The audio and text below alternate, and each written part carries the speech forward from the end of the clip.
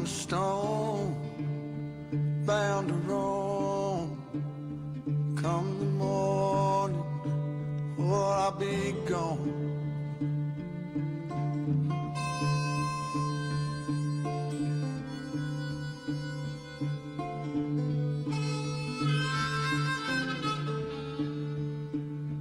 Pouring rain, oh, to hear that train.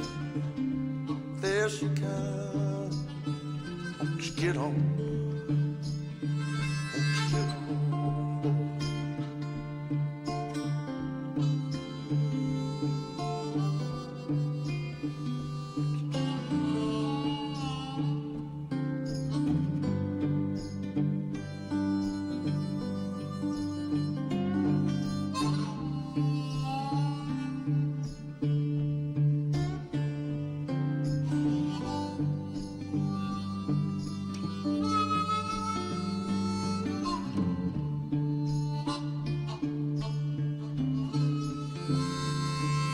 Trees, falling leaves, like the breeze, won't you blow on?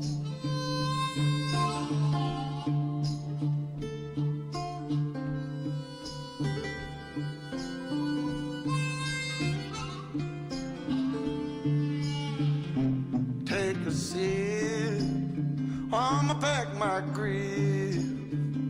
One more trip, and I'ma move on. I'ma move on.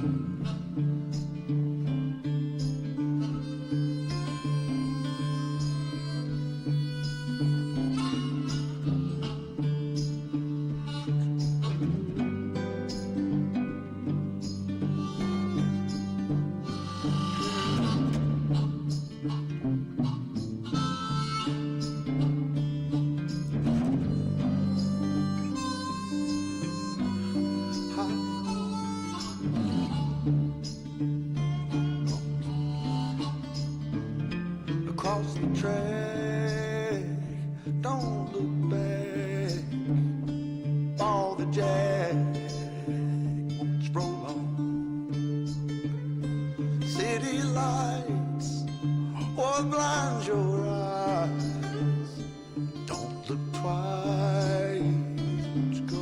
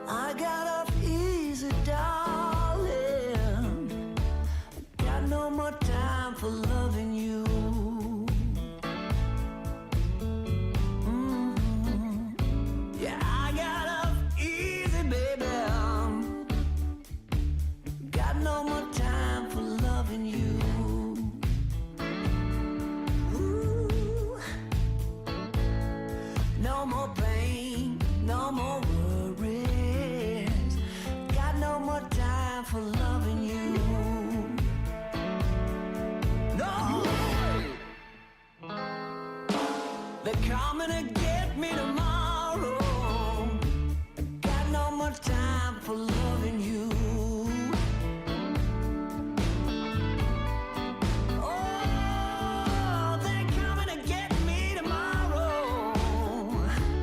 Got no more time for loving you.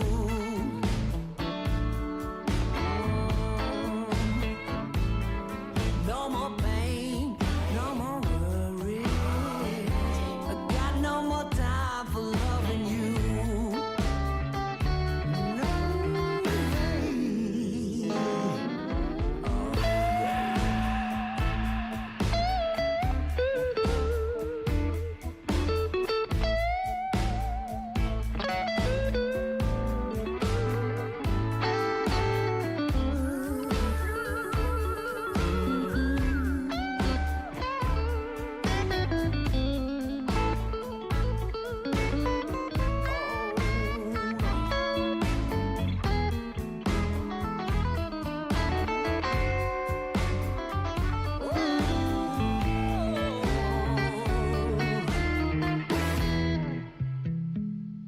If you ain't tired of me yet, baby, have you still got time for loving me?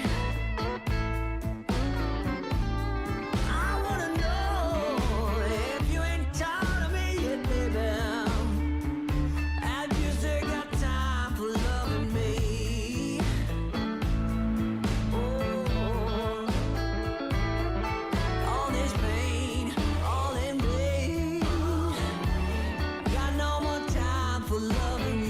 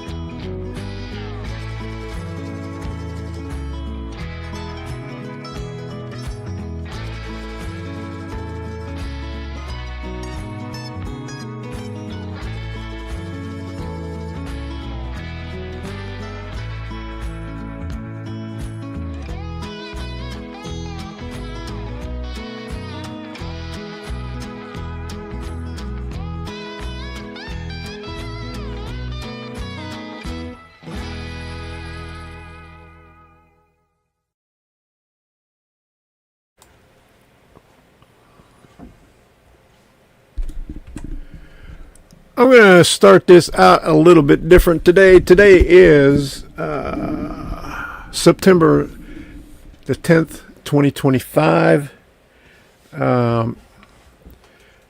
Rest in peace, Charlie Kirk.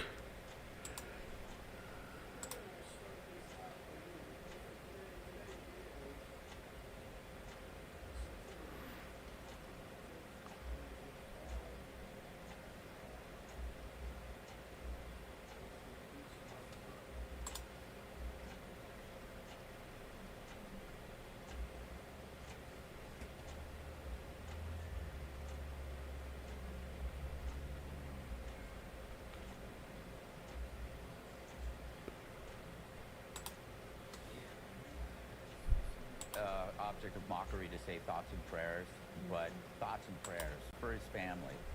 And they need it from all of us. And Jesse's right. If they can do this, they are capable of anything. I think that was the message. I believe that was the message.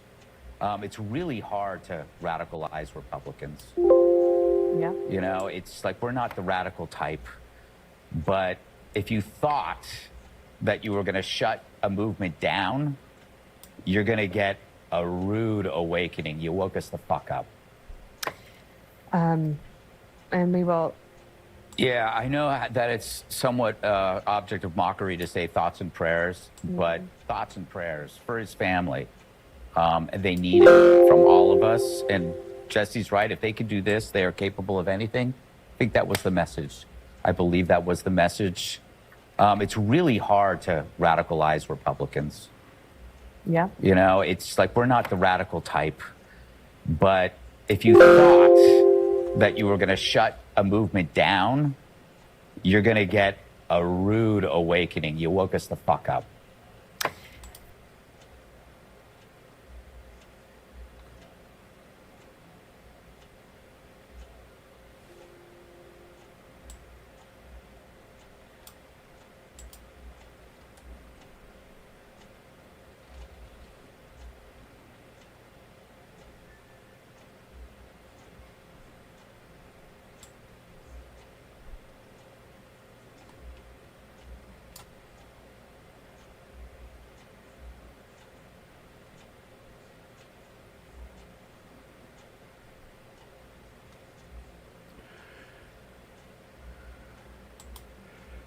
And this is from the owner of Rumble.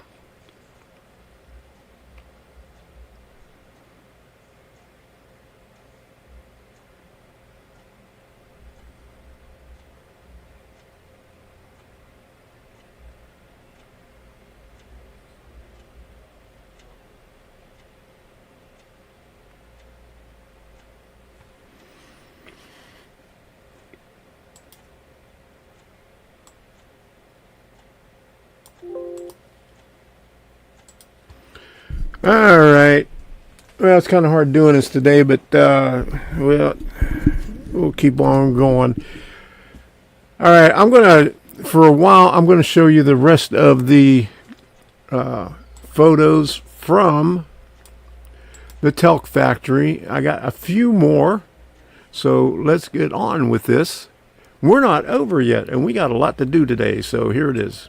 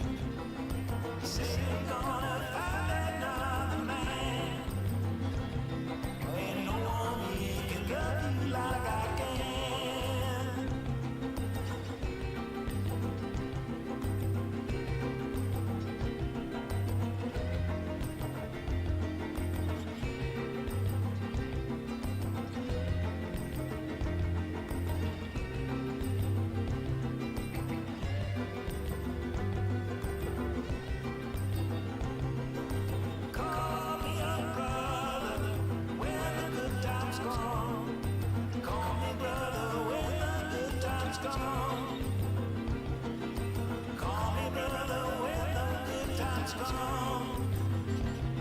Well, I'm hurting now, but I won't be hurting long.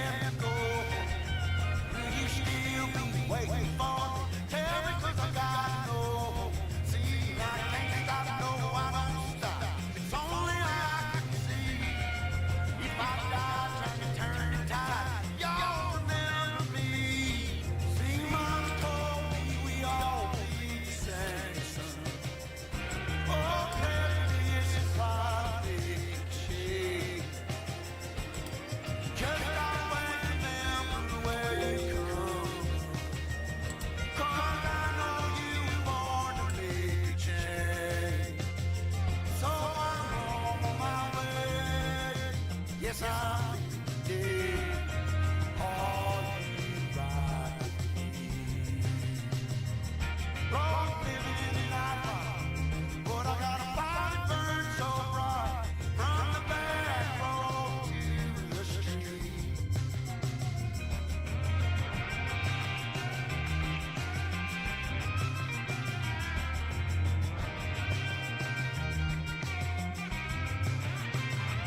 See, I'm on my way. Yes, I'm leaving today.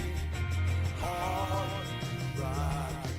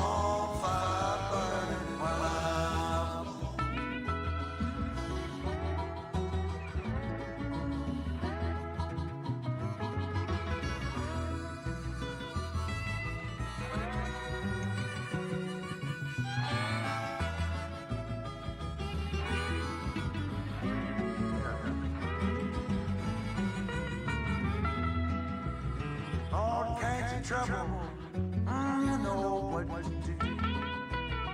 I know you take care of yourself. There's a box of 20, and my pistol's always loaded, and another in the socket, just in case they think I'm gone. Lord, I know I've done some evil in my time, but that don't mean there ain't no goodness in this evil heart of mine.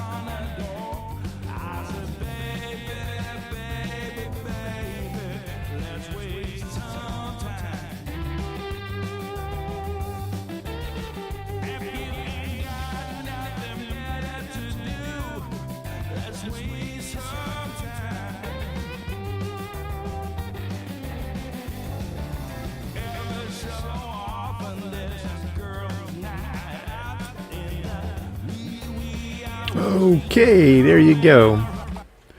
All right, that is all the pictures from start to finish. All right, we got that out of the way. Now, it's about time that we talk about how we got there. But before we get to that point, smash that like button.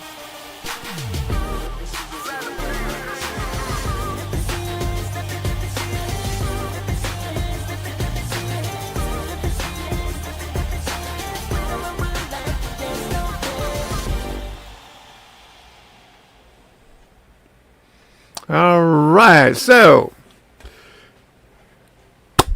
I'm finished with it. I don't have anything to do right now. I spent the afternoon cleaning off my desk over there. You can see there is hardly anything on it, just the finished building right there. So I got to figure out what the next kit will be. And at the train show, I bought 3 more Campbell's kits.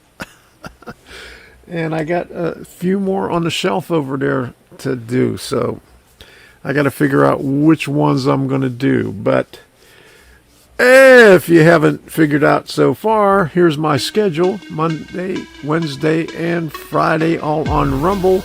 Wednesday, I do it on YouTube.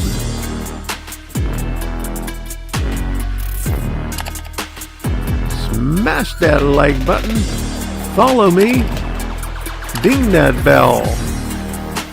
Rumble actually notifies you of when creators put videos out there. So if you have a Rumble account, come on over to Rumble and say hello. We got a few people over there chatting right now. Let me see how many we got. We got 10 on Rumble and 8 on YouTube right now. You can see the thing right up here. That's from Rumble Studio. They give you the things up there. And what I may do is put this thing on X also, because I usually do that every once in a while, and Rumble allows you to do that as many places as you want. So now we are on Hello X. We're on X Twitter. So there you go. All right. So we'll just have that up for about an hour on Twitter. What time is it now? About 24 minutes to 8. So we'll keep it up there for an hour on Twitter. So don't want to get that too long up there.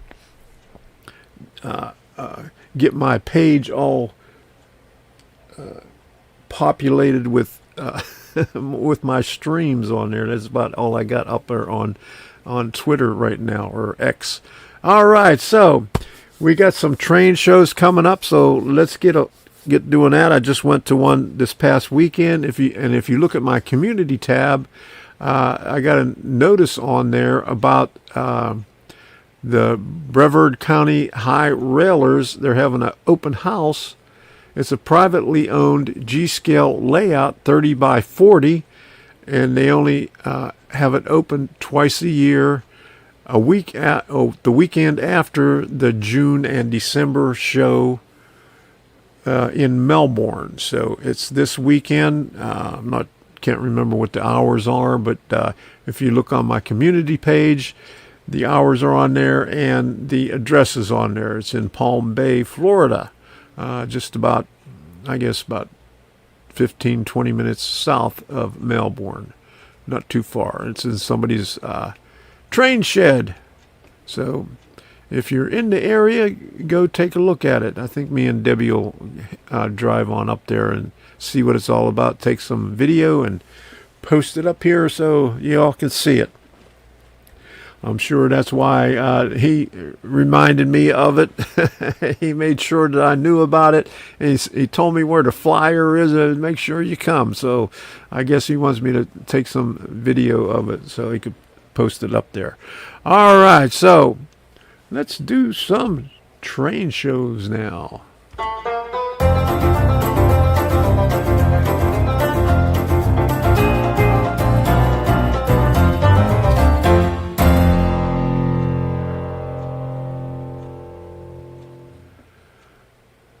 All right, here we go. We got the Train Collectors Association.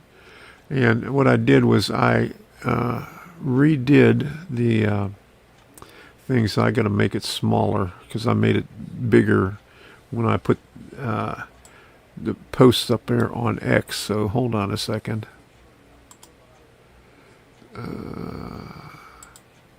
Give me 1 second here. There we go. All right. Yeah, I got that fixed. Okay. So I should I should have moved it over a little bit though, huh? Okay. It's not in the center. Okay. Hold on. Bear with me. Bear with me. Okay. So move it right there. Okay. How's that? That's a little bit better. That looks more like it. But you know, when I go onto some other web page, it'll look all crooked and stuff like that. So, but here's Train Collectors Association Southern Division. All the websites that I am going over, you could find in the description of this stream, way at the very bottom.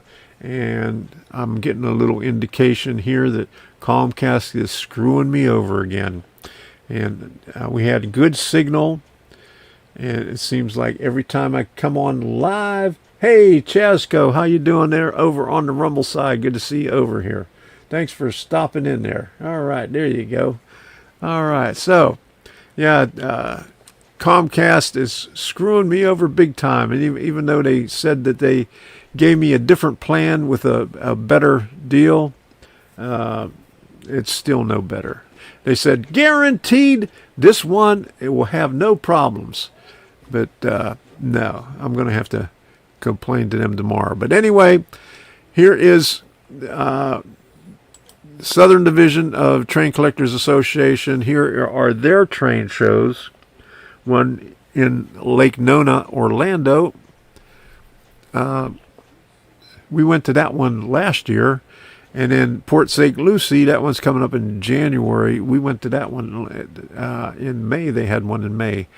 And okay, so here we go. September 20th, the villages. And most of these right here, okay, these are on websites that I have. So they just post a bunch of stuff. So I won't go over all of them, but I don't have this one here. The Zitnik Swap Meet on November 1 in their parking lot. It's on a Sunday. And another one that they don't have, I don't have up there is, what's the other one here?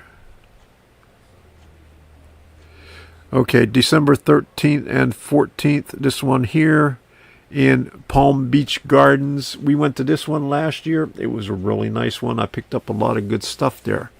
And a lot of nice people there. So it's gotten bigger through the years. I was there several years ago. It was really small, and every year that I go, it gets a little bit bigger. So they got a lot of good stuff there. So December 13th and 14th for that one. So let me go on to the next one, because all the other ones in this list over here is on these other websites here. And so here's the D-Land. This is Golden Spike Enterprises right here. D-Land, October 4th. We'll be going to that one. And then there's Gaithersburg, November 2nd, and Columbus, Ohio, December the 6th. Too far for me. And here's trainshows.net. They got a lot of train shows going all the way back to 1968. Swap meets and everything else. So take a look at their site, traincollectors.net. But you could put in your state. You could put in if you're in Canada or Europe or UK. You could even put that in there and do a search for them. So a lot of good information on there. So, and we'll go to traincollectors.com. Another one, traincollectors.net was the last one. This one's traincollectors.com.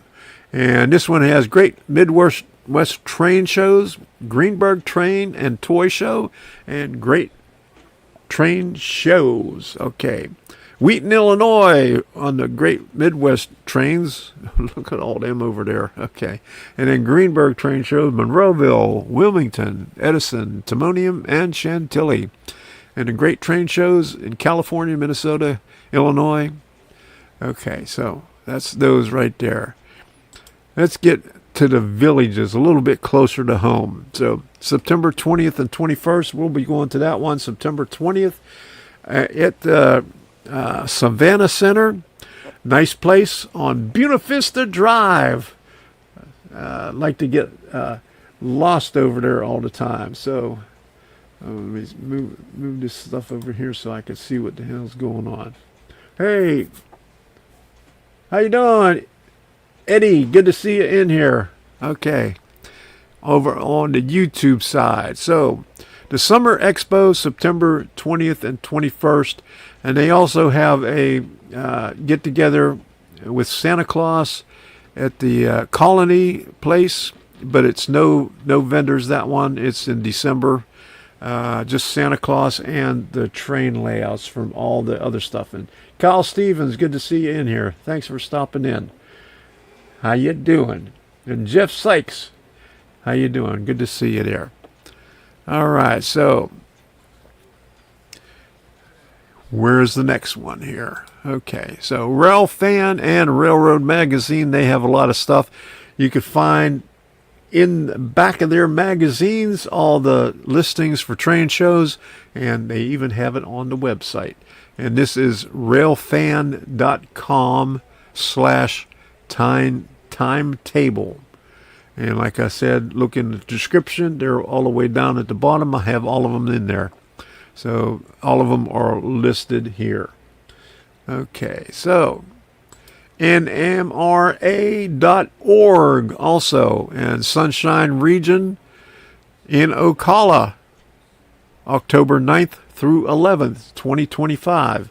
And I'm wondering, I haven't got a hold of Andy Zimmerman yet, but I wonder why they don't have their deal in where's the other place that they used to have it? It was closer to home here. Okay. I don't know. My train of thought has left the station. Okay. I'm trying to think of Palmdale, but that's in California. That's not it. Okay. But we went to it a couple of times, and it's where the virtual Railfan had their first camera. Okay. So, but they used to have their Southern Division meets there every year, but now it's in Ocala. So, and then here's Suncoast Model Railroad Club, Saturday, December 6th. In Pinellas Park Performing Arts Center, and in Largo, where they have their layouts, HONN scale, from 9 a.m. to 3 p.m. Free admission and free parking at both places. And you also get some Dunkin' Donuts and some good cookies and some coffee. You get nice warm coffee if you get there early enough. Because they get it in the little container from Dunkin' Donut. All right, so what else do we have here? And then Bushnell Station, they got lots and lots of stuff that you like to see, and they're going to have some more stuff as soon as they get the other building built. They're going to have Fowler's Dream Layout in there, which is, I think, a 40 by 60 O scale. It took them about 10 years to build, and they never found a place to put it. And half the volunteers that built it passed away or are in nursing homes. So they donated it. Stephen Fowler donated it to Bushnell, which is a 501c3 nonprofit organization. And right here, not this one, maybe the next slide over here, is a part of that that train station right there is a part of the layout. So if you can imagine, that takes up about 1/5 of the building that he just built. And that's a small part of the layout that he's going to be getting as soon as he finishes the new building. So it's right off of Interstate 75, south of Ocala and north of Tampa. Nice place to go. And what else we got? And then Timonium. We'll be going to Timonium. We're going on October 25th. They have a show October 25th and 26th. Debbie and I will be driving up there to see family and some friends, and we're going to that train show. And hopefully, Train Collectors Association is the same weekend, but they said they were going to open up some of the other buildings to regular people that are not in the TCA. So maybe we'll be able to get up there on a Friday and take a look at something. Who knows? We'll see what the schedule is. We're going to get closer to it. So, that's not too far from Timonium. Just another 45 minutes north of there. But that one we'll be going to, and I hope to see all you people up there that are in Maryland, Pennsylvania, Delaware, West Virginia area that go to the Timonium show. We'll be up there. And in Craftsman Corner this year, Bar Mills is going to be there. So that's going to be interesting. So we'll see when we get there. Okay, and oops. One more, Regal Railway. This is the local guy.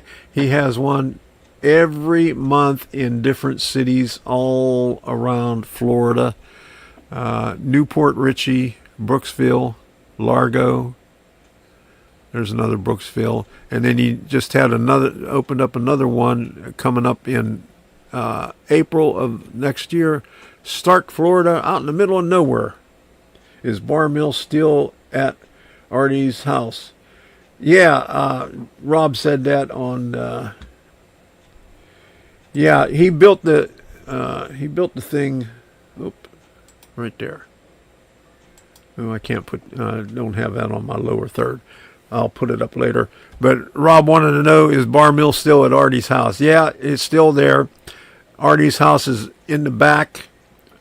And Bar Mills, the train station that he built the store and the facility at, is on the property right up in front. So yes, it's still there. Okay, so, and I just talked to Art, I guess about 3 weeks ago, and he's doing well. He's playing his trombone. No, playing a trombone. He's having a good time. All right, so, yeah, there it is. Is Bar Mill still at Artie's house? Yes, it is. Okay, so there you go. Got to check out that O-scale in Bushnell.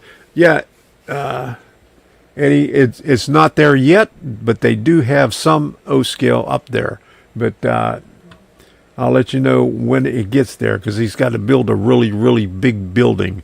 But just the train station is on display there right now. But this weekend over in on the other coast in Palm Bay is where they have the 30 by 40 layout, a privately owned one. Look on my community page and you'll be able to see the details there. So, and it's free. All right. Hey, you got a rare handcrafted North Carolina and St. Louis number 576 railroad spike train whistle. All right. Good to hear. Congratulations. All right. There you go. Okay. So that's it for the train shows. I can't wait for this weekend and then next weekend and then October. Going to the villages, and then later on we'll be going up north to Timonium. So that's our schedule right there. So I'm excited about it. I hope I didn't spend too much money so far on all the stuff that we've bought. You know, we got a couple of more train shows to go before we go up to Maryland. So luckily gas is down, so you know, it won't hurt us that much now. Is this you in the video? Okay, let me see. Rob posted a link over here. Let me see if I can pull this up here somewhere. LegalZoom makes it simple to I gotta start wait for the ad first. Hold on a second. business streams. This is what we have scratch built ourselves, but we also have artisans. Yeah, that's me in that one. He just posted a video of and certainly the military dioramas. We've Suncoast one location. Center for Fine Scale Modeling. As we mentioned, the Lakeshore Industrial Railway is an O-scale layout, 148, and we chose O-scale because it's large enough to be able to show a lot of detail and fits in with the fine scale modeling. Yeah, let me go to the beginning of it. We packed hours of prototypical operation into a 3-foot by 8 context for you, tell you a little bit more about the Center for Fine Scale Modeling here in Odessa, Florida. Basically, we have 5 operating train layouts here. Most of them are in larger scales. We do have an S-scale layout, another O-scale. Yeah, unfortunately, Suncoast Center for Fine Scale Modeling is no longer there. Let me see if I could put this up there on, get it over on the other side. We have scratch built ourselves. Yeah, this is their ad for it.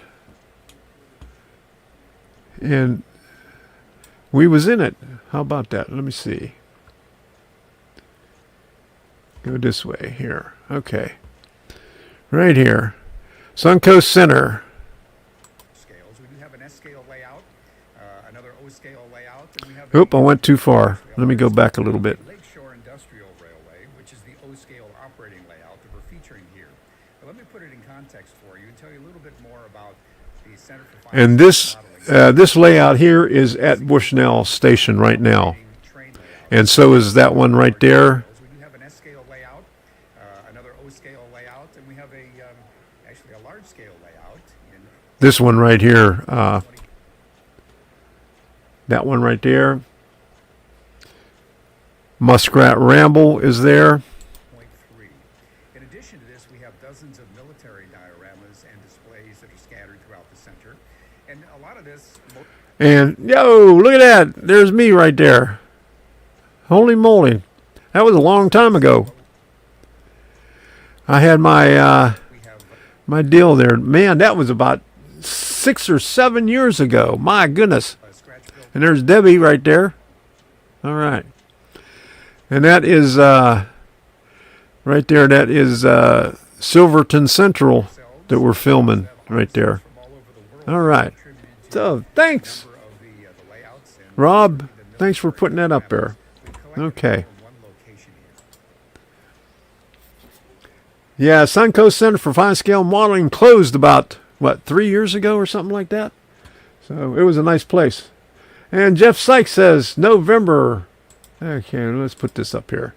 November 2nd and 3rd in Novi, Michigan. Train Fest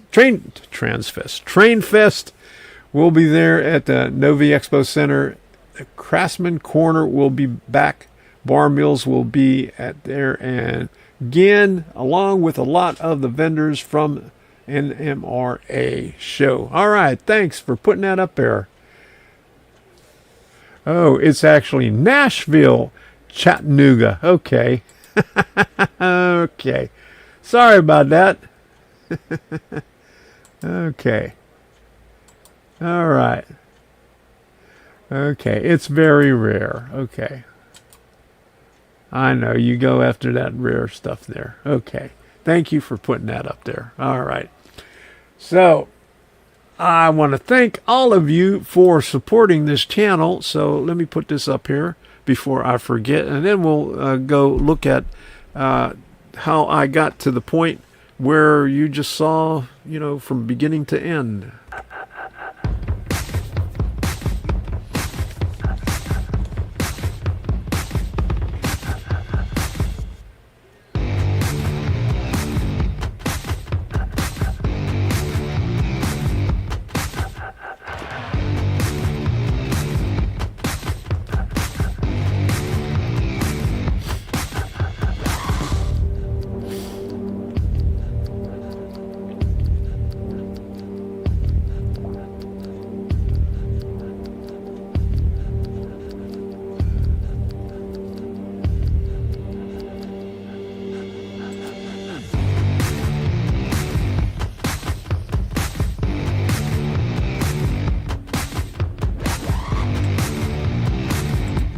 You can now support me on my locals community, Tom's Train of Thought. Membership is free, and you can support me for as little as $2 a month now. Just $2 a month. Link is in the description and in the chat.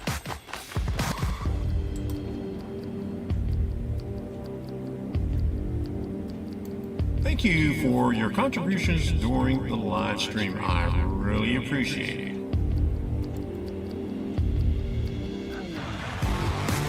I would also like to thank all the moderators who have helped me out in the past years. Thank you very much.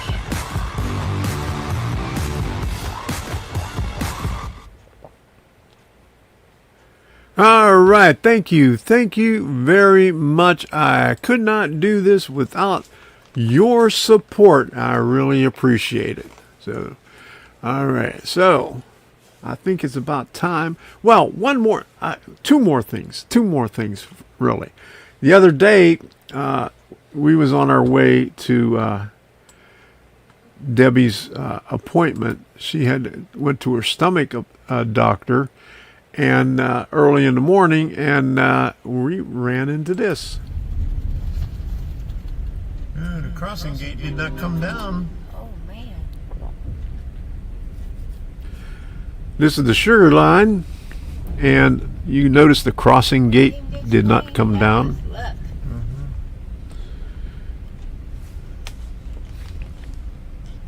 Those are brand new. They are U.S. sugar.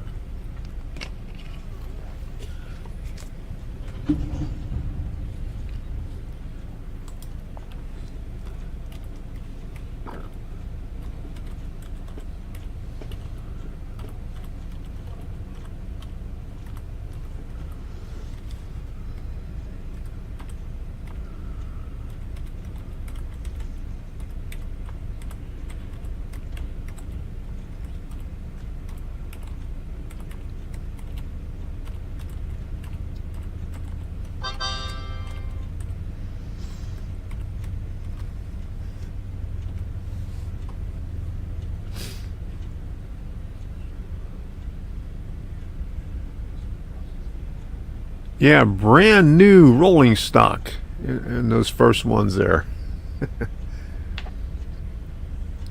A lot of new rolling stock there. Heading down to Clewiston. It says F-U-C-K trunk.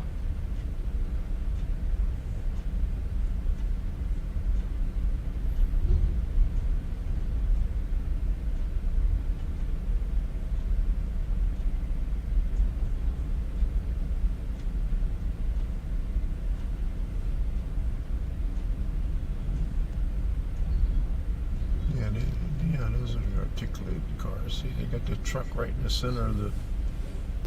And those are new type of cars. I seen them the first time about a month ago. They have the ones on They got the top truck right in the center of two cars.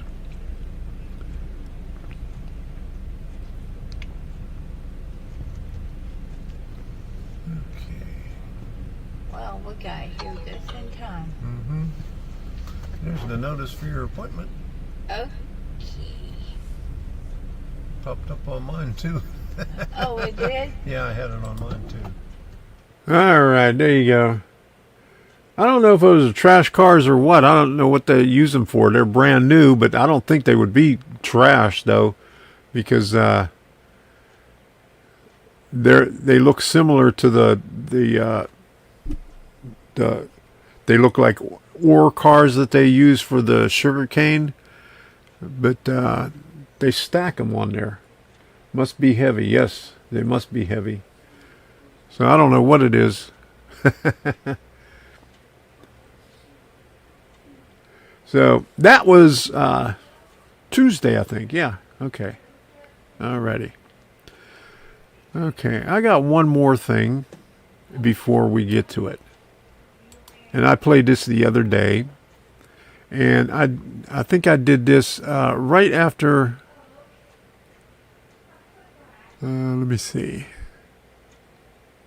Well, it was on September 7th. So here you go. Oh, yeah. And one more thing. If you're wondering why I'm not posting very many videos or live streams on YouTube anymore, well, I cut down and I'm concentrating on doing everything on Rumble. I'm doing close to 45 hours a month live streaming on Rumble, mainly because you can get to do what you want to do on there. You can say what you want to do. You don't have to worry about getting banned, demonetized, or anything else, or censored, or anything like that. And it's a lot faster to do everything. You don't have to go through 35,000 questions just to post a video. You know, all that stuff that you have to go through, you know, just to, once you upload the video, that you have to do all those things. They have taken off one of my videos that was on there for over 15 years. They did that 2 years ago, of me and my granddaughter when she was about 3 years old. And I was filming all the stuff. She was showing me everything that she plays with in the living room. She's showing me all her toys and stuff. And then she started comparing her foot size with my foot size. Well, after it being on YouTube for 15 years, they decided that it was inappropriate for children to be on there. It was suggesting extravagant dancing for children on there, and they removed it. And so I appealed it, and within 30 seconds of me sending an appeal, they sent a follow-up, and I'll show it to you right here, the 2 emails. Really ridiculous. That's one of the reasons. The other reason is, whenever you donate, say like $10 to your favorite creator, YouTube, right off the bat, takes 30% of that. So out of that $10 that you give your creator, that creator only gets $7 out of it. That's not right. Even after, you know, all the ads that you got to watch on there anyway. And just the latest thing, you know, when I posted that video, and it's something like 40 minutes long. So I decided, you know, in the middle, I was going to put one ad in there, and in an inappropriate place, you know, where there was a pause, and let it go at that. It's called a mid-roll ad. Well, before I published it, I started to review the video, and the one that I was watching here, 6 minutes into the video, there was an mid-roll ad in there. I said, what the hell's going on? So I paused it, and I went back, and when I put the one manual mid-roll ad in there, and then clicked on next to go and finish up the thing, they went behind me and added about 8 more ads about every 4 minutes into the video. So 6 minutes in, another 4 minutes in, you would have had another one. Another 4 minutes after that, another one. And boom, boom, boom, boom, boom. So I went back and I erased all of them. And then I sent them a note in their feedback, and I says, I do not appreciate you putting in these mid-roll ads all over my videos. And, you know, I've been complaining for years because on my live streams, I exclusively say do not put mid-roll ads in the live streams. I said I will put them in manually. But here, if you watch it, the replay of them, they put them in there. I've been complaining about that for years.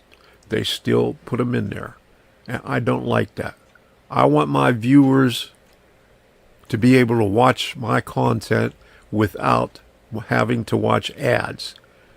On Rumble, Yes, they have ads in the beginning unless you pay for premium. And yes, I do a couple of my own ads at the beginning of the month on Rumble about stuff that you would probably want to know about anyway, like Rumble Premium and sports. But I don't appreciate YouTube putting those mid-roll ads in my live streams when I tell them I do not want them in there. So that is the main reason I am not putting the content up on YouTube like I used to. Screw YouTube. Eventually, everything's going to be on Rumble, and I'm going to make everything private on YouTube. All they have to do is just piss me off one more time, and that's it.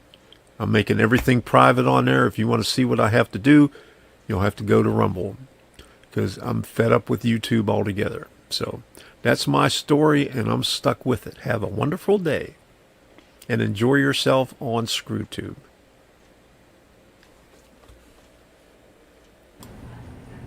All right, there you go. That's my 2 cents. All right, so that's what I think about YouTube. That's why I'm not posting a lot of stuff on YouTube. I'm only doing the train shows and one live stream a week. And most of the stuff is on Rumble. And I'm starting a new deal coming this month. I announced it a couple of weeks ago where I'm going to be doing some painting. I bought some canvases, a couple of different sizes. I think I got about 10 different canvases. So I'm going to be doing painting exclusively on Rumble. So let's take a look at what we did on Monday, late Monday. And I got a little spot in there that don't take any color to it. Must be a piece of glue right there. Okay. Let's do the roof now.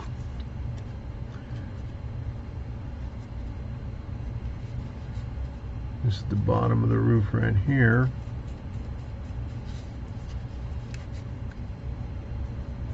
Let me get some more rust towards the edges here. Or more red. This is the darker. Okay. That'll be enough for the dark stuff. Then I can put the lighter stuff on here. Okay. Let me clean the brush and I'll put the lighter stuff on there. No pink this time. Nope, nope. Not gonna have no pink. And I guess, how did I get that? I put the red down first.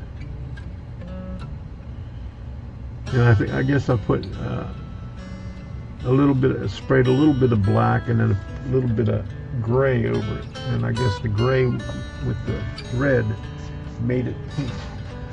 All right, and we got some of this stuff to do too. What I'm going to do is I usually put a coat of silver on there and wrought iron and rust also. But I'll probably put the raw sienna on that. One's a bright silver and the other's metallic paint. I think I'll use the metallic paint on those. Before I do that, I'll do the metallic paint on these right here on the clean brush. Now this makes it a little bit shiny,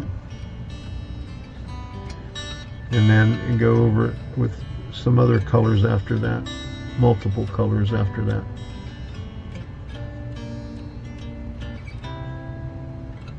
Doesn't have to be on evenly there.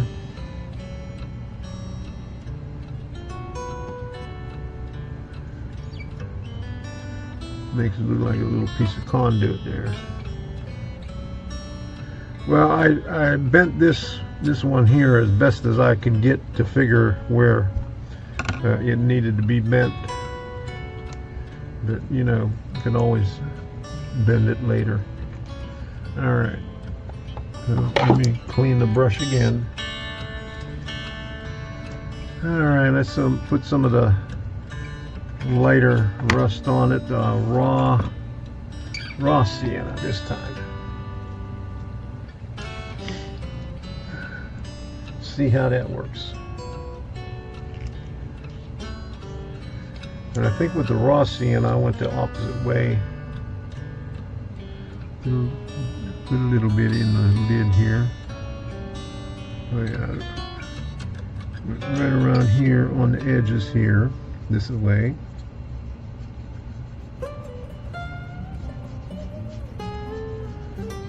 Work my way up.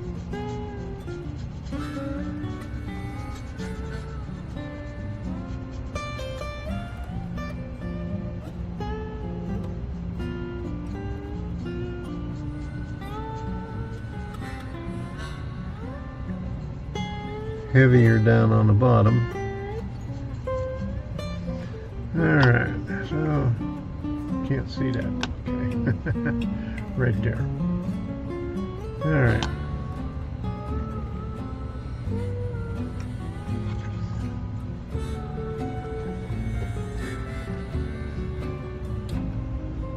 I knew I should have glued that on there, huh?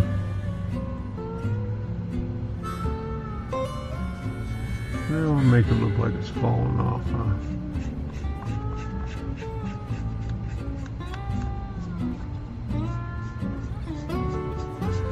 Some in the creases there.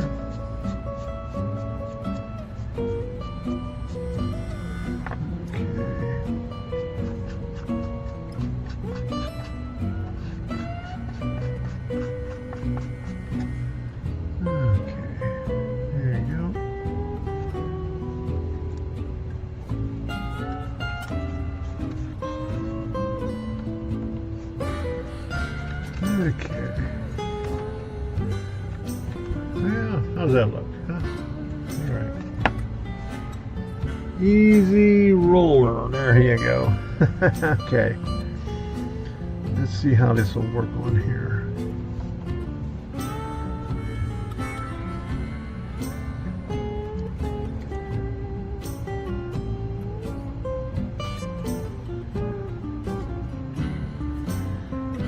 Put it lightly on here, and then I put some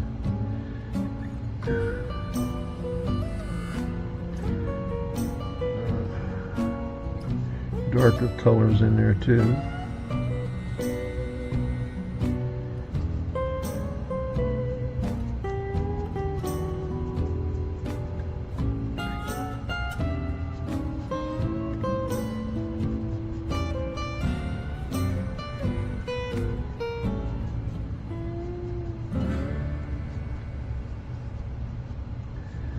Alright, so that ought to be enough for that one right there. Gotta get some grime on there too, so let me get out the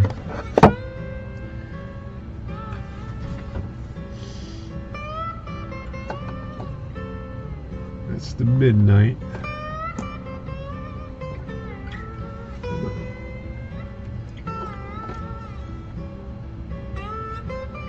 Zinc. Let's see what else we got here.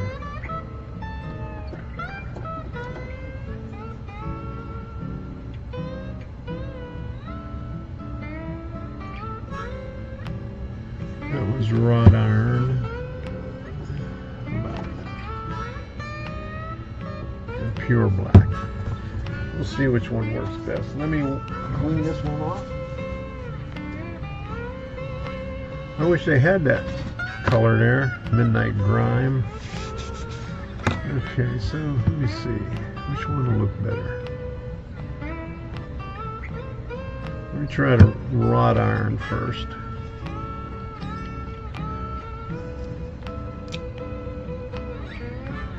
Oh, this is really thick in there.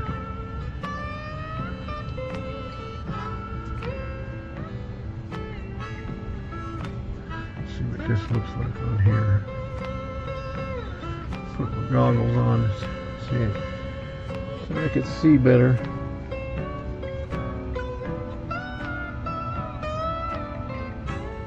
And just hit areas of it.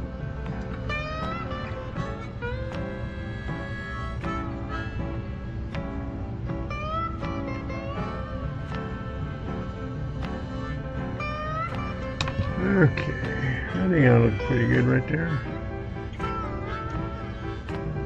Can't see it on the other colors there. I'm going to put the white behind it. Right there.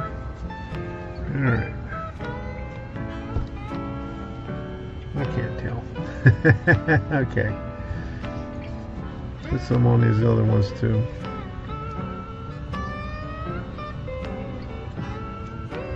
Okay, let's see what we can do on the roof here.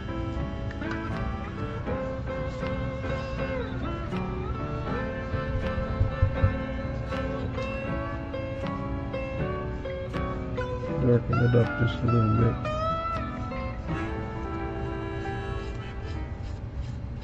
Not too much.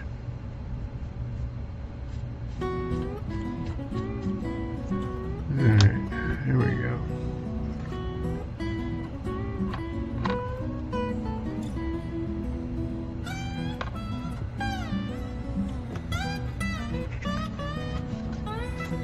I'm going to get here in the creases over here, a little bit heavier in the shadows.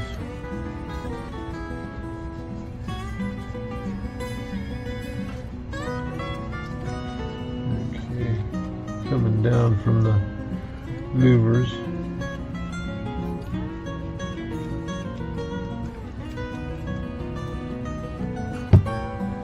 Now I'll just grab it from up in here. It's really thick.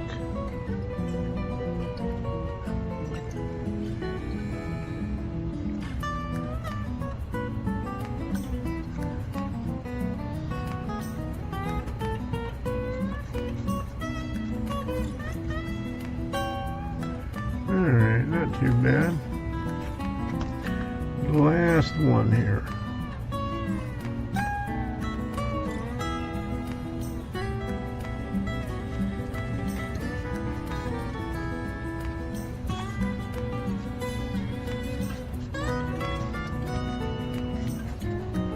Okay, here we go. I guess that looks good.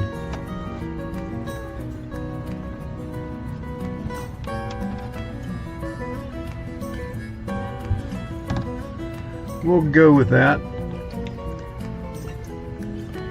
And then once we get everything glued to the building, we'll hit it a little bit more.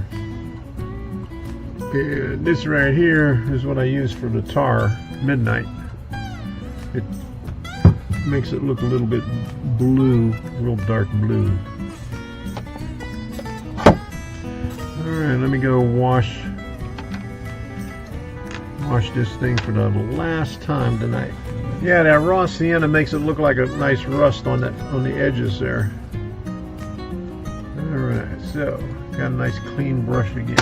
Alright, there we go. Let me show you how this is going to sit on there.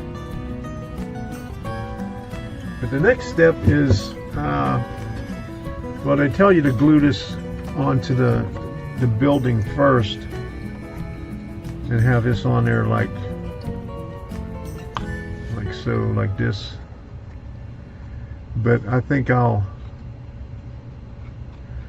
determine where this stuff goes. I don't know which one would be better. Maybe I should put it on here and then hold it on my lap, because we got to glue this on here like this, up against there like that. It goes on there like that, and then this goes right here up against it, like so. So it doesn't give me much room on this side of the roof, not much of an overhang on the edge. But that's the way it will look there, like that. Okay. Maybe I'll glue that into place, all into place, and then put the rafter tails in there, and I'll be able to hold it on my lap and do it. And that looks pretty good right there. And then this thing comes up this way somewhere, somehow.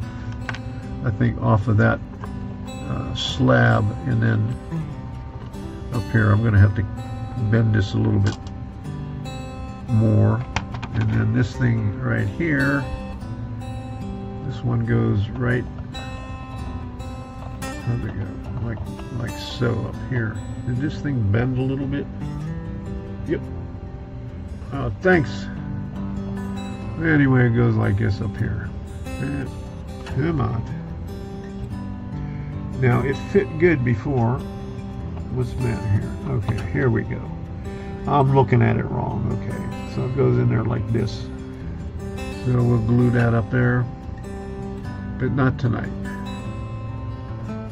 because I got to get some gel, because that'll work better with gel, and with the gel super glue on there like that. Still be on this one here. I still might be able to use the tacky glue on this one here. But there you go. That's what it's going to look like right there. So we're almost finished, and then this thing goes on the back. I still got to put the windows on there and put the acetate in the windows and put the annex on the back end of this. And the signs, and that would be it. Okay, so we're almost done with this thing. So let's see if we can get this done by Wednesday. Maybe not. Maybe stretch it out till Friday.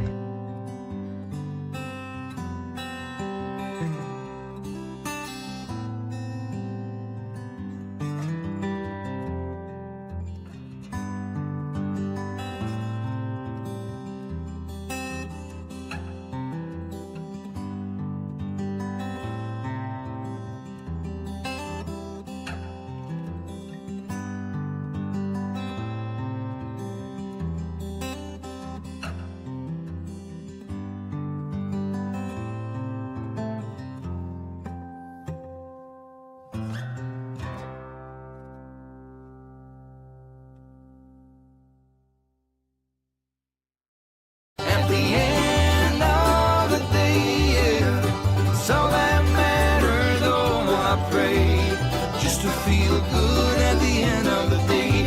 At the end of the day, you gotta feel good at the end of the day. It's all that matters. Oh, I pray just to feel good at the end of the day.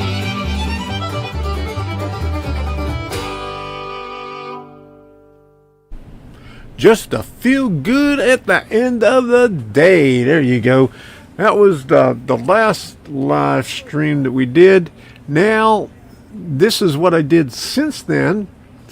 And I also did a live stream last night, 2 hours. It was like an unscheduled thing, but I did it behind the scene. I put it on Rumble Premium of me just working at the workbench, weathering everything. So do that every once in a while, and behind the scenes. And so here is the next one coming up. Okay, where are we at here? Okay, right here.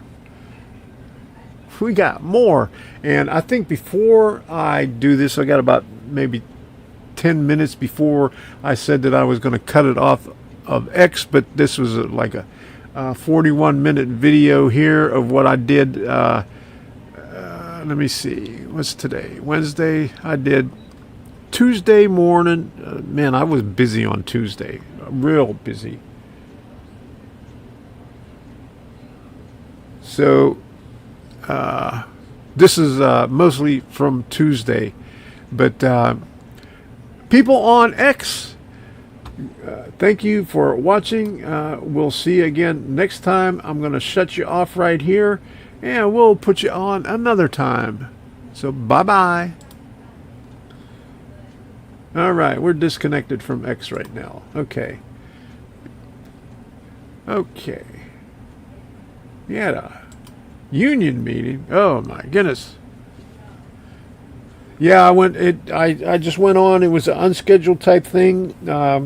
Instead of because I was doing stuff on there, I recorded about an hour's worth of stuff, that I brought down to 41 minutes.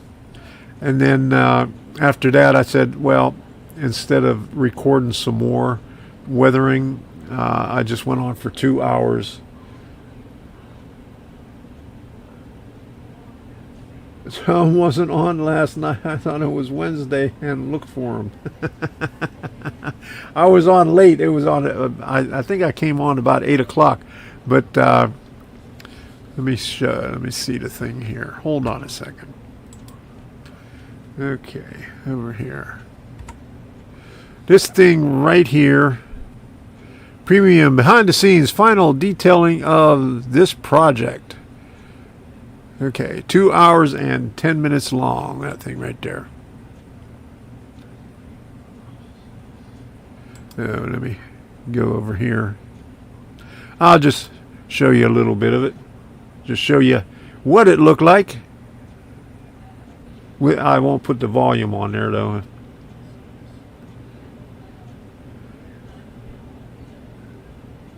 But 2 hours of this. Okay. All right, so there you go. So let's do the last part of this earlier in the day. Okay, let me get rid of this thing on here. Okay, right here.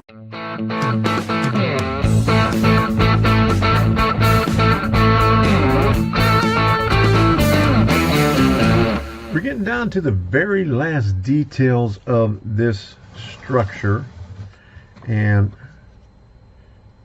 we got the shed right here. We weathered it last night a little bit, got some rust on it, make it a little bit darker, and let me show you where it's going to go.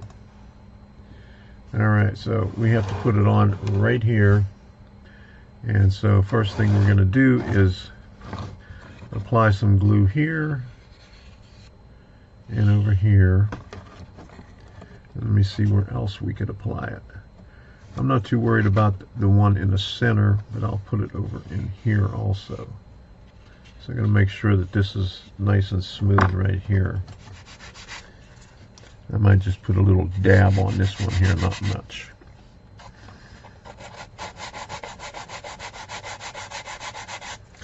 And on this side here, we're going to have to put it on real thick because we got the board and batten on that side right there. So we'll have to just stick it in there like that. And we'll have to hold it in place. And then let's see what it looks like with the roof here. I don't want to come out too far with that. Okay, so I have to bring this in just a little bit on this side here. I'm going to make this even with the deal right there. That'll work out really good. Okay, so that's the plan right there. So I got to bring it right where this is right here, like so, right there.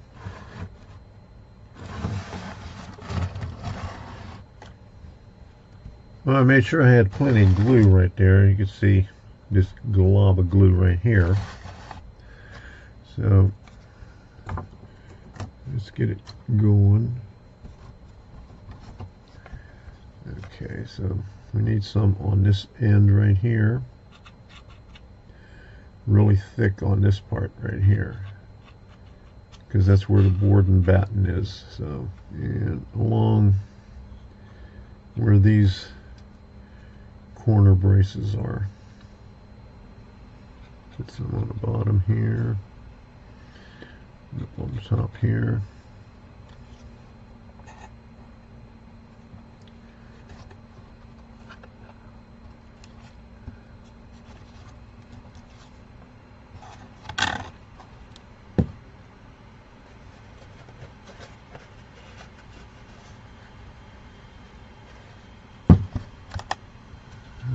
Sure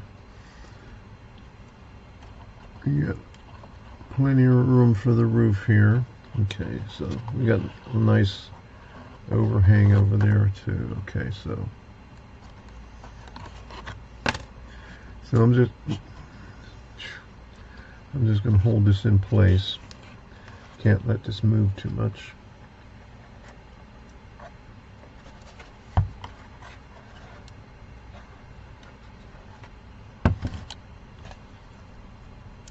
And I noticed this is starting to come up here on the thing. These are loosening up, so I'm going to have to try to weigh that down a little.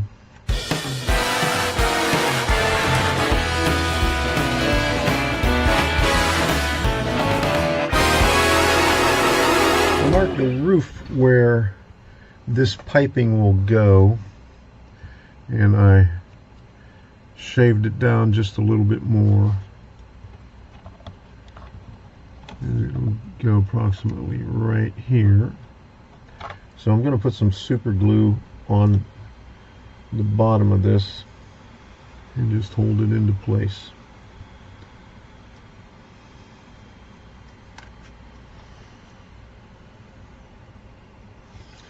And that looks about right. It looks straight to me. Okay. And I had to poke a hole in my deal because I couldn't get the lid off, so I hope this is the last of the super glue that I'm going to need for this thing here. The only thing I got to do now is put the roof on the other side, because that's good and dry right now. We'll have to paint around there. Okay. So we'll have to put some glue over here and get this roof on here like this. And I still have to paint this slab right here. That's supposed to be a concrete slab. So we'll put the glue on the edges where the roof goes. Put some down here.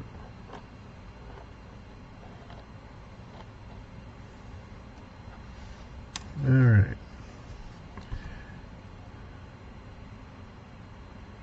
This is running down on the side, so make sure we got it up on the top here.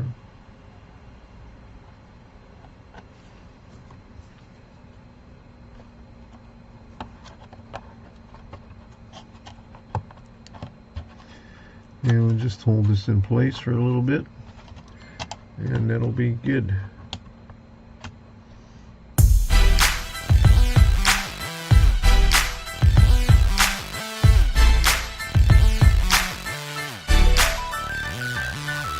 I have a 80 thousandths 12 by 24 inch piece of styrene here. It's evergreen, and I measured that I'll need 8 by 14, so I marked the one part right here, and we'll just cut down this way, and then afterwards we'll cut the 4 inches off on this side here to make life a little bit easier. We're doing that while we're waiting on that glue to dry. Don't forget, got to paint that yet.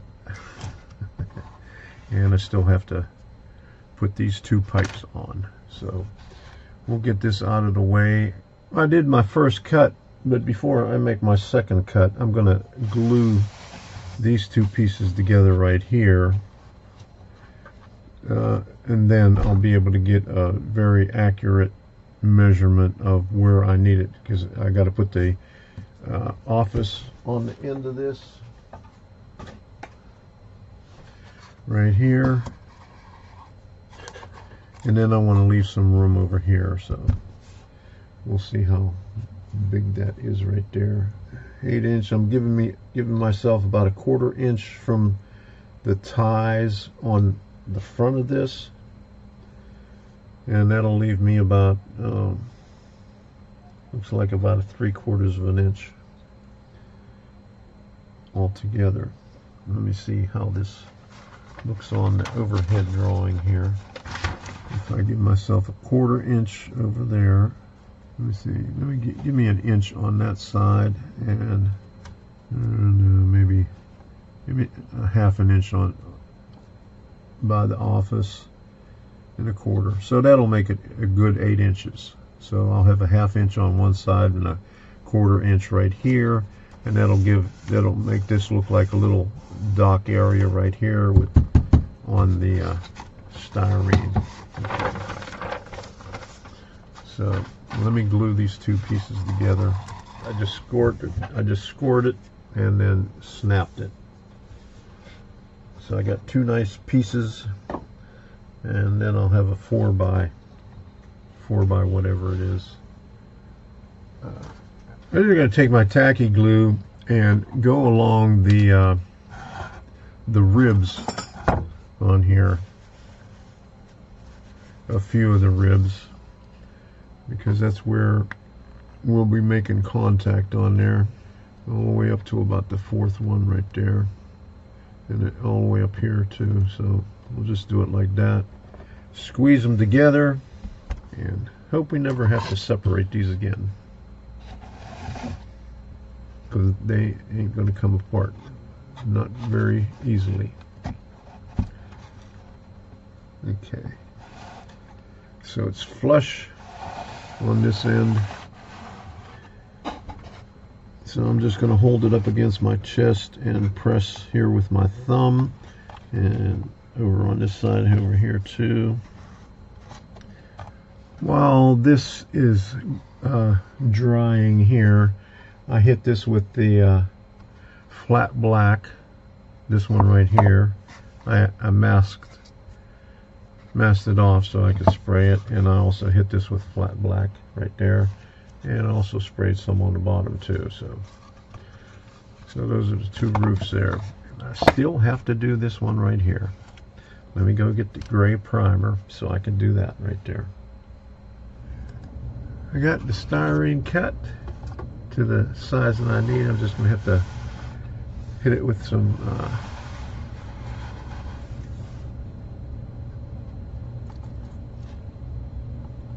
paint. There we go.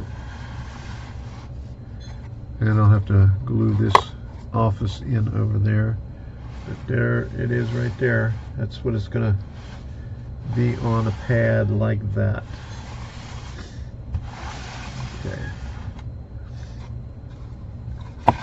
Time to do a little bit more painting. I applied the glue all on the top of the annex and then put the roof on it, and I left the little overhang, brought it up to where it looked like the paper is up on the side of the wall, and I hit burnishing tool on the edge so it would take the contour of the battens on there. Okay, so we'll just have to hold that there for a while. I'll let it set up. Got my styrene painted. I used earth brown on that, Rust-Oleum camouflage earth brown.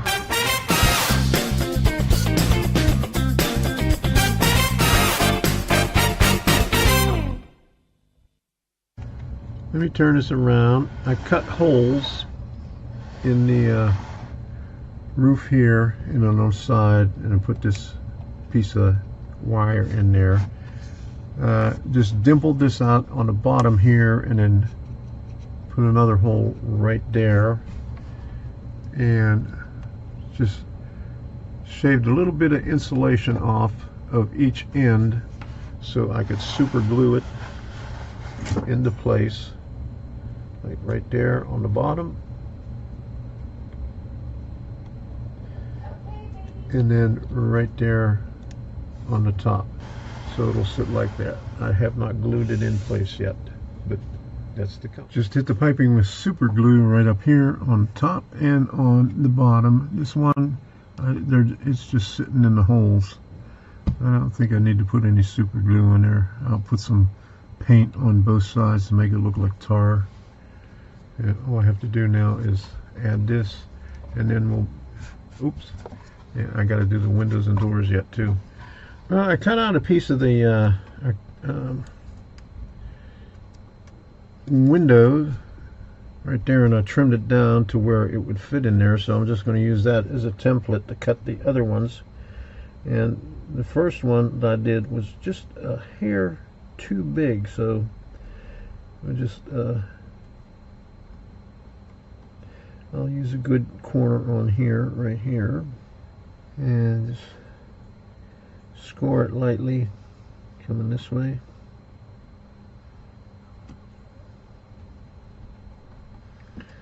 And this away. And I'll get my second one. I need 3 of these for windows, and then I'll need a shorter one for the door, which will probably be, hopefully, that one right there, possibly, could be. Okay, so let's cut this one up. Okay, there we go. Oops. Getting rid of the wrong one. We'll do one more over here. Now let's see if, oh, it'll work that way. Okay, so we could do it that way and mark it right here, and that's the one for the door. Okay, so we got them all set.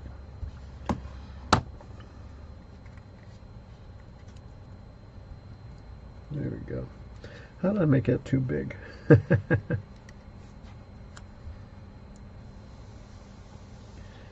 There we go, perfect fit. All right, so let's get this stuff over here.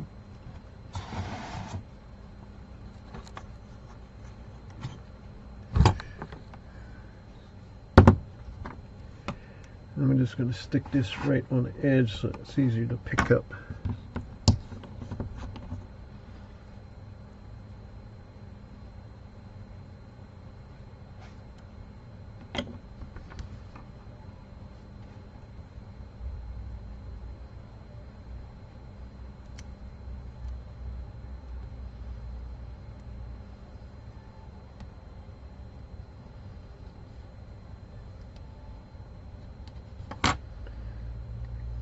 There we go. Alright, so let's do the windows now. Okay. On that way.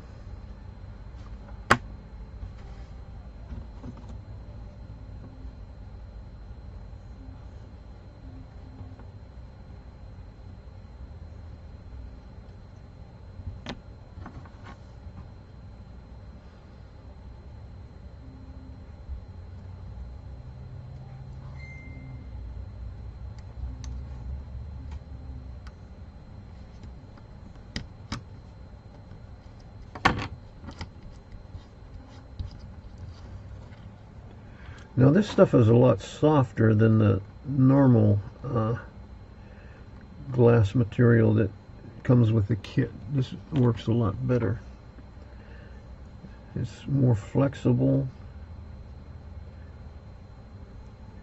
and it melts in there really nice.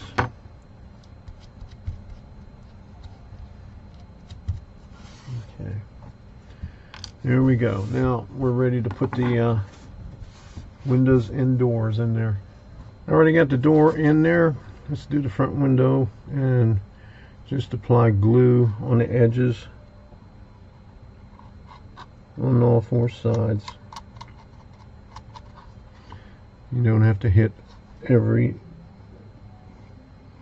surface from one end to the other, but you know, as much as you can.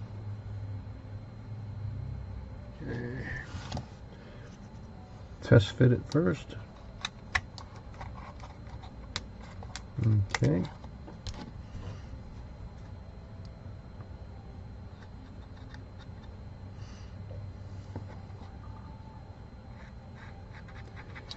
And once we get this on, we'll glue this to the rest of the building, and then we'll have to work on the rafter tails and the fascia for the shed, and then that should be it. Then the weather, and I'm going to have to drill holes on the bottom of the acrylic or the styrene.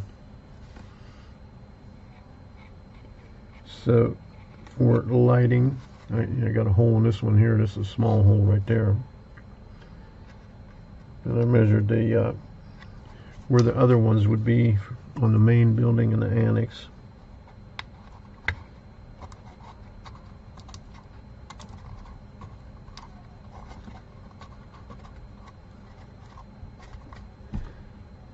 Okay, there we go.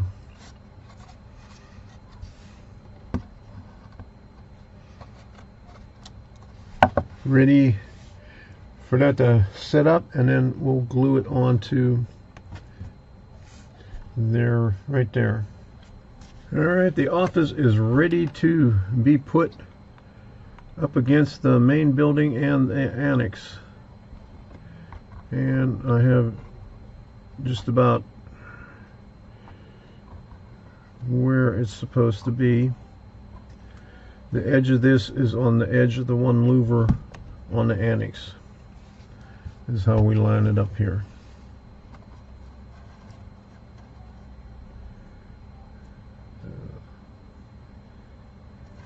Yeah, let's put a little bit of up here on this so we can get the tar paper to stick up there too. Okay, so about right there. And get the burnishing tool and put it up in there. Okay, and hold it tight in there. And then once we got all this, then we'll be able to attach it to the base after we drill the holes in the base for the lighting. I took a picture earlier when I had the thing laying on its back. Okay, so the big square hole is over here. So I need to turn the ruler around the other way.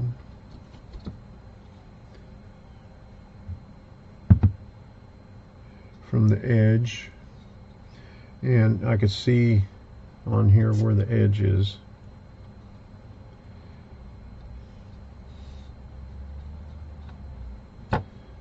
Okay, so I'm going to put a larger hole in there. I've got square holes in there. I'm going to take a hole saw and drill these in here. I'll see what size hole saw I have. I already marked it, put a dimple in there and marked that. I'll just have to mark this right here, and I took a picture of that one also. So that one is centered on 2 1/4. Now I have to see where the outline is on this one here. I'm not sure if it shows up that well. Okay, I see it here, there, and there. So at the end, just under 4 1/4, and the hole is centered at 2 1/2, or no, 2 1/2. It goes from 2 to 2 1/2. It goes from 2 to 2 1/2, right here, and it's just about right here. So it looks like the center of it is at 2 1/4, so about right here. So about that far in, because what I did was laid it on the edge and put this ruler on the edge of it. So that's 2 inches deep, so that's about the same. All right, let me measure this right here from the edge. So about the center of it is about 1 1/8 inches.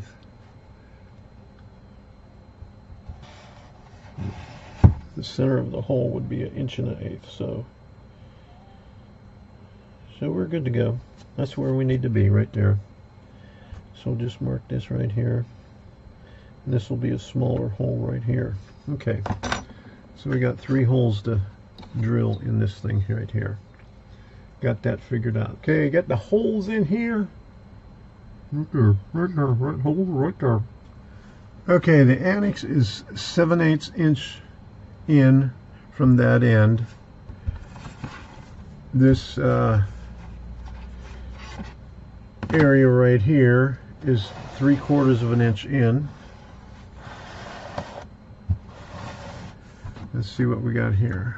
And that is 3/8 of an inch in. And this end over here, 1/4 inch. So that's what the measurements are going to be. That's where I'm going to put the tape. And I'm just going to go scribe some of these lines here. We could also paint a driveway, like over here where the loading dock is, and some sidewalk over here where the door is. Okay, and here's the track. Track will fit like right there. I'll attach this, and then we'll be able to put the rafter tails up in here. Make it a little bit easier. I don't know if it'll be easier to handle. It might be easier to handle. I didn't go too heavy with the transfer tape, just the major corners and down the center in between the two buildings, the annex and the main building. There we go. All right. So we're ready to put this on. I'll just take some of this stuff off of here, the backing, and we'll put the building on.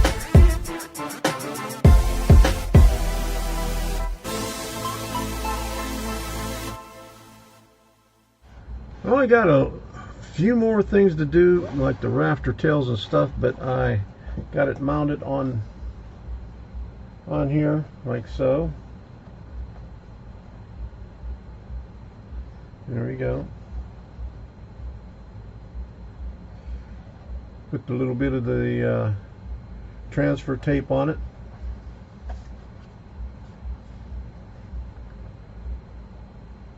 That side.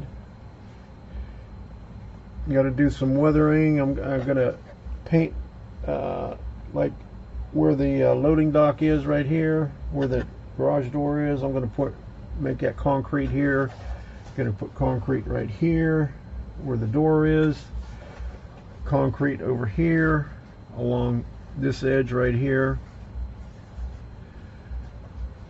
And then put some grass and stuff in there. And then I've got to put the rafter tails up in here, and then trim up in here.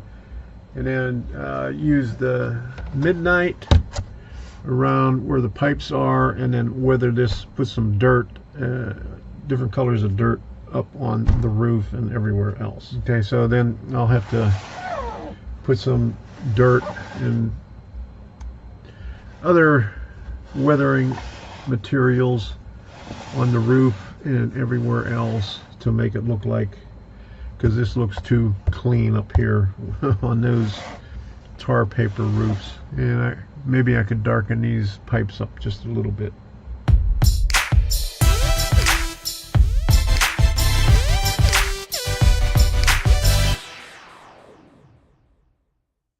For the shed, I have to cut 9 rafter tails, and then 1 long fascia for this side here, and then a short one, and then a little bit longer than that one there. So I have to use this one right here. I'll do the rafter tails first, and then I'm going to cut it just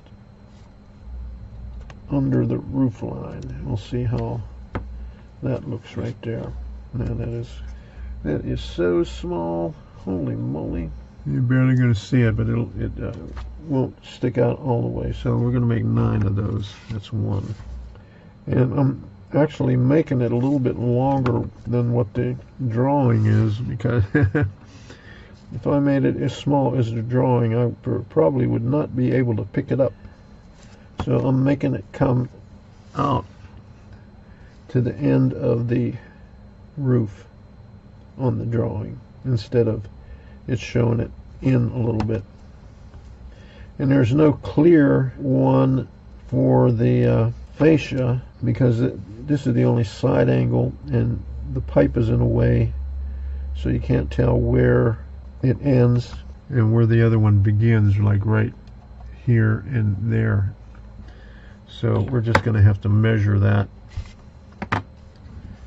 And I think the same thing on the other side for this whole length right here. We're just going to have to measure that. So we'll put these right over here, so hopefully I don't blow them away.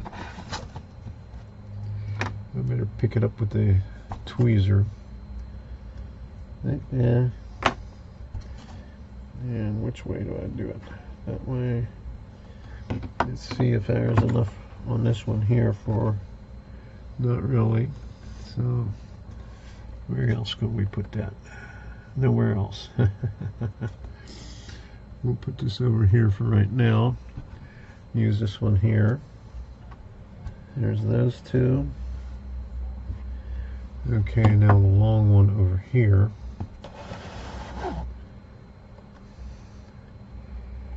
There's no side drawings on this, so, and it just shows it on an isometric drawing, so you can't really tell. And I don't think the isometric drawing is to scale. Okay, so there's the three fascias and the rafter tails. I'm gonna have to put something over there.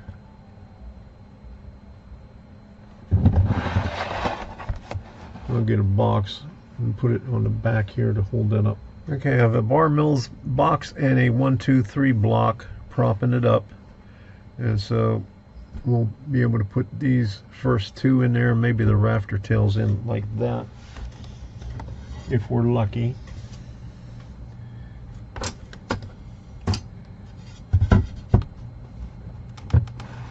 You won't be able to see what I'm doing here, but I'll take a picture of what this looks like over here. Well, I got all the fascia and the rafter tails in there. I took some photos of it close up when I had it tilted over, and I just put some more glue down on this corner over here, hoping that I could get it to straighten out, because it's lifting up, so the chain is bent.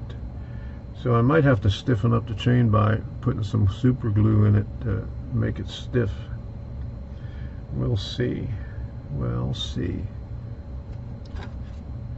But now it's time to do some weathering on this thing, because I got all the... Oh, wait a minute. I got one more. Don't go so fast. I got to put some signs on here. And I'll put a sign right over here, and I'll put a sign on the office roof. And instead of doing the Western Talc, I'll do Frere's Fertilizer Factory right there. So I'll do, they got a small one and they got a large one. They don't have one that's like in the middle. I wish they would have one in the middle, because with the Western Talc they have a larger one right here, but I'd have to put a real small one, Frere Fertilizer, right there, because that one is too big for this roof, or that side of the annex. Okay, so that's not going to hold like that, so I'm just going to have to stiffen that up with the super glue.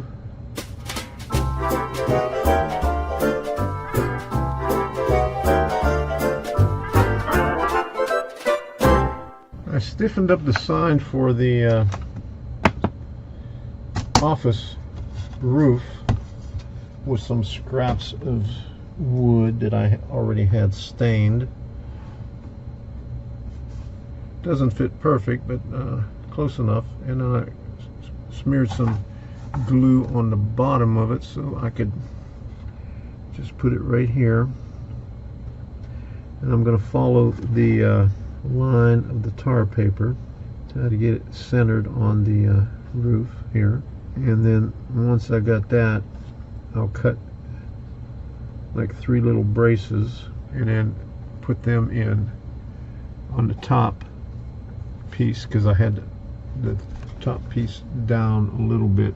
So I'll have to find some 2x4 material, stain it.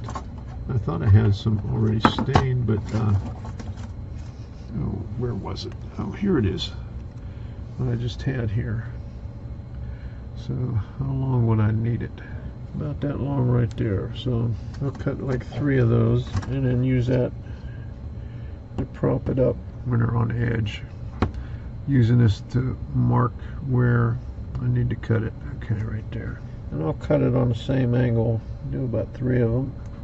Okay, there we go. Alright, I'll get the glass back out here so I could put some glue on it, and so I can glue it in place. Okay, so put some here, put some here.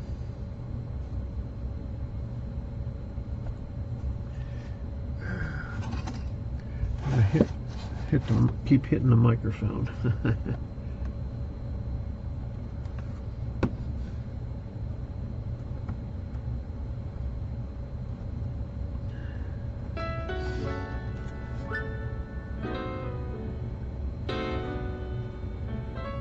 On the end over here.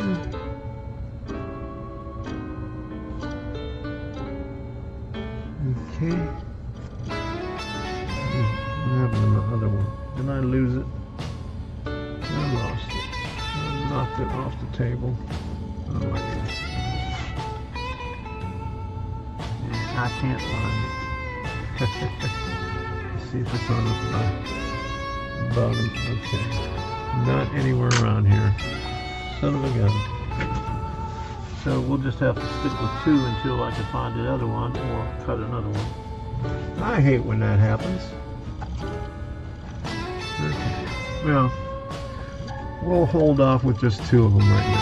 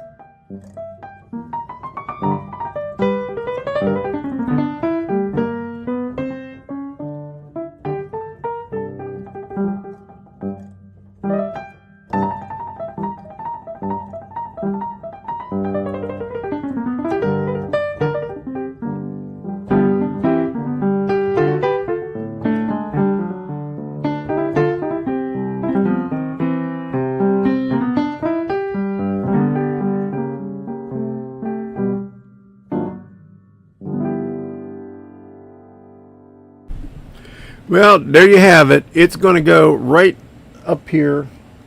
I already cleared a spot on the second level, so you can see it as you walk in the door. So now for the next kit.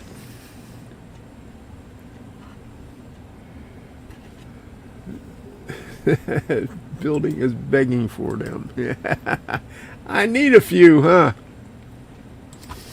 I had this was left over, okay, so I had to cut it, cut that 12 by 24. So I cut 8 inches, so this is the 4 inches right here. And this is the 14 inches going across, and then, I have another piece over here. This fits perfect for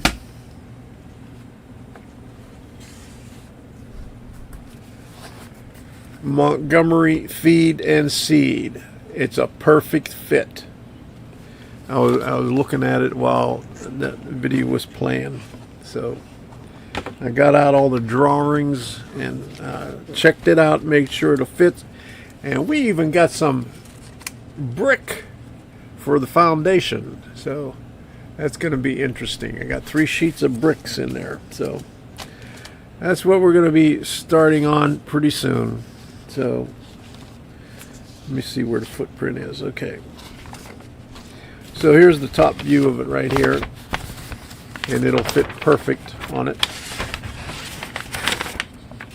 Right there. All right, and that's 4 by 14. And it fits perfect. I got about that much room on each end of it, so works out great. All right, so mount that up there, you know, I was looking at this ceiling fan up here too when I put that ceiling fan up there. Yeah. Yeah, Montgomery feed is up next. Yep, that's the one. So when I put that ceiling fan up there, I wasn't thinking about the second level, so I got it down a little bit too low and it's right above where I've got this second level right here. So I got to move it up and back a little bit. I had to put I guess that's a 12-inch duct, because they vented the attic into the garage. So I had to put a duct from where they vented it out to the outside, going at the peak. So I got to go on the other side of that and put a beam going across here so I could put the ceiling fan up higher and back further. Just enough to clear the two little deals that come down for the motor for the garage door opener. It's going to be a tight fit, but we'll get it. We'll make it fit. We'll get it up there. Because it's a little bit too close for comfort. You know, if I go up, you know, I can't go up here, and I have to shut the ceiling fan off if I go up here and do anything on the second level, because I don't have any hair to get knocked off, so I'll have some bruises on the top of my head from the ceiling fan. All right, that's all we're going to do tonight, because they ain't nothing over there on the workbench. Look at that shit. There ain't nothing there. Nothing, honey. I got it cleaned off. All I got is the building sitting right there. Already cleared off everything. Got my tools organized everywhere. And I'm ready for the next kit.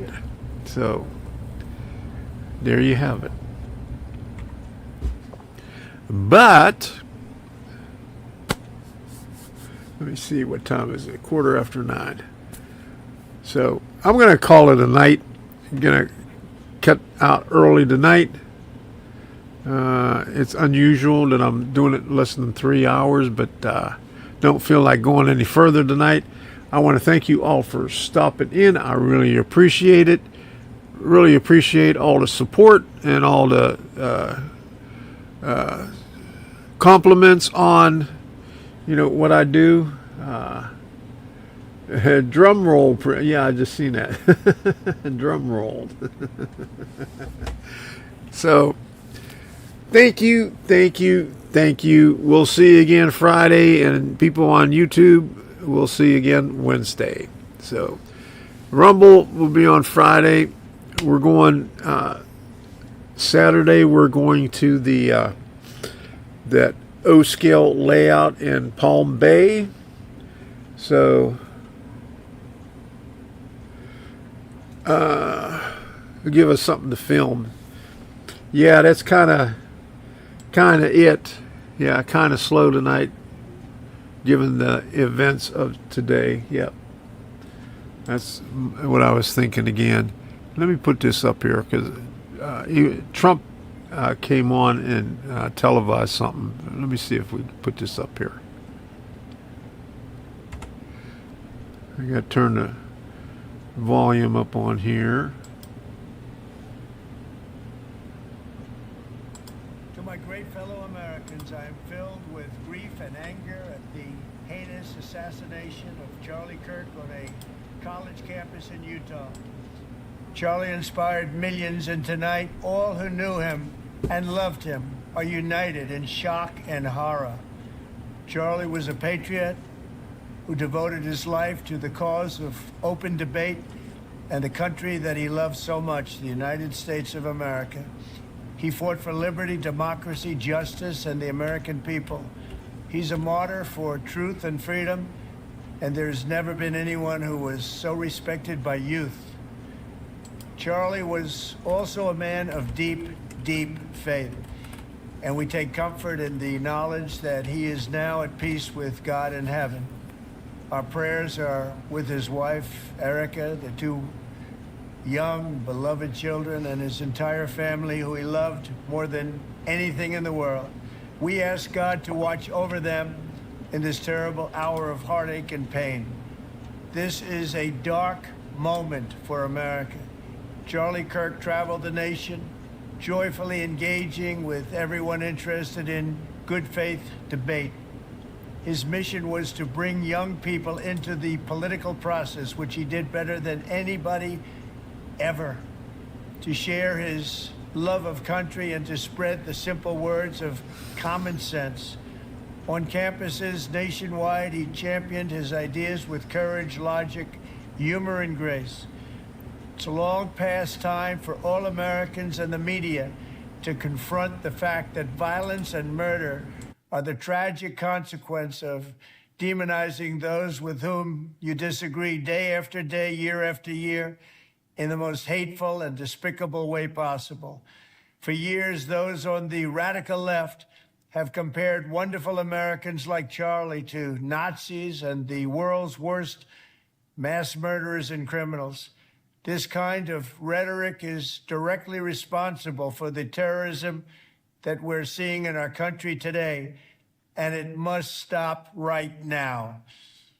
My administration will find each and every one of those who contributed to this atrocity and to other political violence, including the organizations that fund it and support it, as well as those who go after our judges, law enforcement officials, and everyone else who brings order to our country.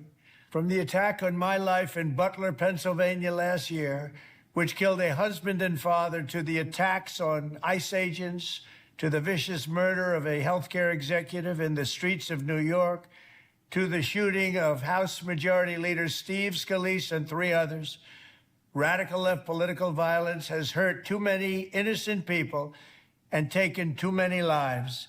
Tonight, I ask all Americans to commit themselves to the American values for which Charlie Kirk lived and died, the values of free speech, citizenship, the rule of law, and the patriotic devotion and love of God. Charlie was the best of America, and the monster who attacked him was attacking our whole country. An assassin tried to silence him with a bullet, but he failed, because together we will ensure that his voice, his message, and his legacy will live on for countless generations to come. Today, because of this heinous act, Charlie's voice has become bigger and grander than ever before, and it's not even close. May God bless his memory, may God watch over his family, and may God bless the United States of America. Thank you. It sounded like he was pissed there. And I don't blame him. I think we all are a little pissed. To my great fellow Okay. Americans, I am filled with grief and anger. Okay, trying to... All right, we'll leave it at that. Find the shooter and kill the bastard. There you go.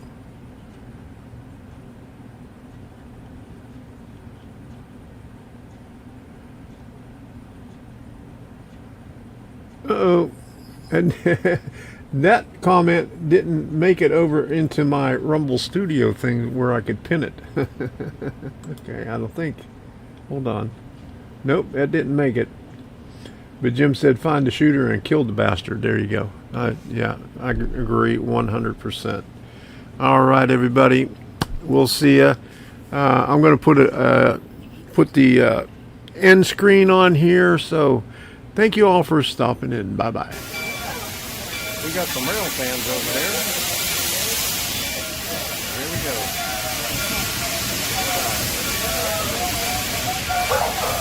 Aboard the all-time train. My name is Doc. I am your instructor today. More workers all send your volunteers. Today I'll be operating on the train. Again, my name is Doc. I'm sitting on the handrail inside the car. All the things that I'll be doing.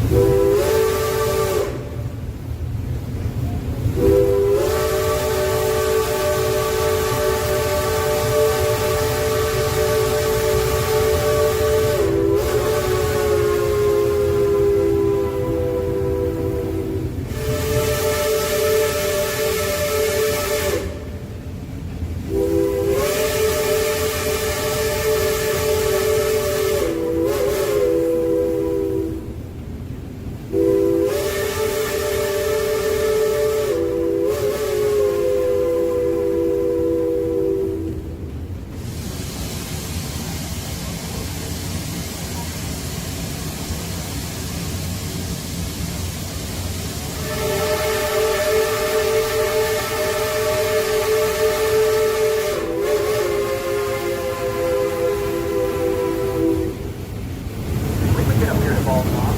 Feet off straight for about 15 to 20 minutes. 20 minutes probably.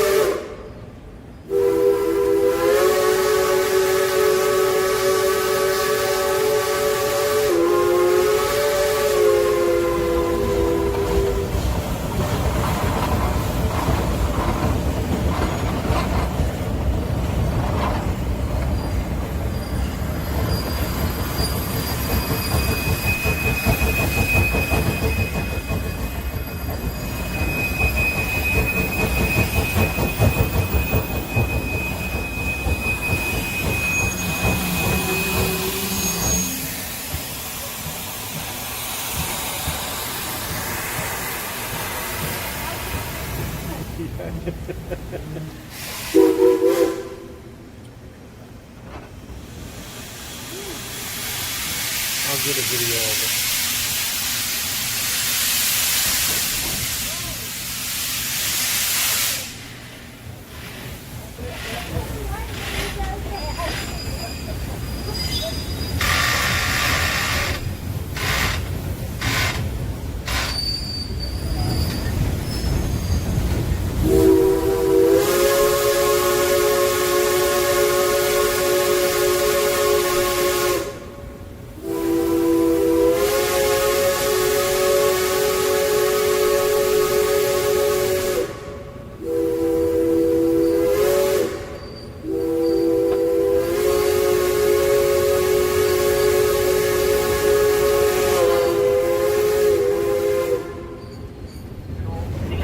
Water tower.